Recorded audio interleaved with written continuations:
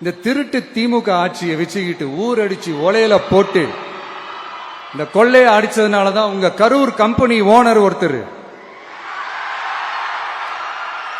எங்க எங்க இருக்காருன்னே தெரியாம ஓட்டு ஓட்டு ஓட்டு ஓட்டு ஓட்டு ஓட்டு ஓட்டு ஓட்டு வராம் பாரு வேட்டக்காரன் ஓடினே இருக்கிறாரு. இன்னொருத்தர் ஃபாரின்ல போய் ஒளிஞ்சுக்கிட்டார். ஃபாரின் ஸ்டாலின் சார் நினைச்சிட போறீங்க, அவர் இல்ல. எனக்கு எப்பவுமே ஸ்டாலின் சார் மேல ஒரு தனி பாசம் ஒண்ணு உண்டு. அவர் கிடையாது, இவர் வேற. சிங்கப்பூருக்கு செக்கப்புக்கு போனார்ல அவரு.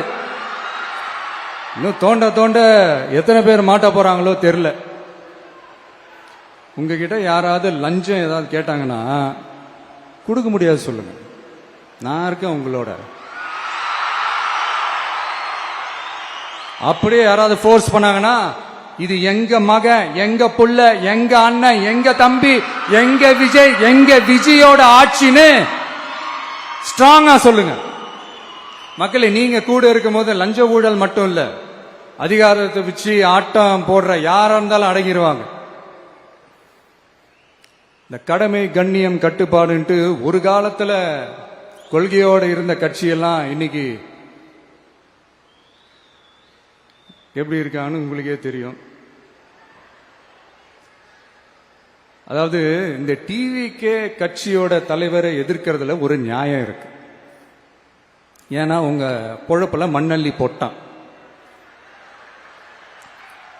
என்ன இந்த ஊழல் லஞ்சம்லாம் பண்ண மாட்டேன்னு சொல்லி உங்க அரசியலே ஒரு தெருமுனைக்கு கொண்டாந்து விட்டான்.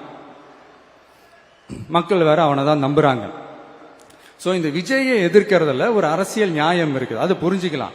ஆனா இன்னைக்கு இந்த விஜய மக்கள் ஓட்டு போட்டு ஜெயிக்க வச்சு ஒரு தீர்ப்பை கொடுத்து மக்களுக்காக வேலை செய்யறதுக்காக முதலமைச்சரா உட்கார வச்சிருக்கிறாங்க.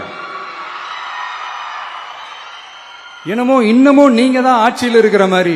விஜய் கரூருக்கெல்லாம் போக கூடாது, விஜய் இங்க போக கூடாது, அது செய்யக்கூடாது, இது செய்யக்கூடாதுன்னு எனக்கு புரியலையே. ஆட்சியில் இருக்கும் போது தான் இவ்வளவு கட்டுப்பாடெல்லாம் போட்டீங்க, எஸ்ஓபிஸ் எல்லாம் போட்டீங்க, ஸ்டாலின் சார் ஆபரேட்டிங் ப்ரொசீஜர் எல்லாம் போட்டீங்க. இப்பவும் அதே பண்ணிட்டு இருந்தீங்கன்னா என்ன சார் நியாயம்? இல்ல நான் தெரியாம தான் கேட்கிறேன். இன்னும் கனவுலயே இருக்கிறீங்களா? முதல்ல முழிச்சு வாங்க, ரியாலிட்டிக்கு வாங்க. உங்க ஆட்சி எல்லாம் வீட்டுக்கு போய் டிவிக்கேன்னு ஒரு ஆட்சி வந்து ரொம்ப நாள் ஆச்சு.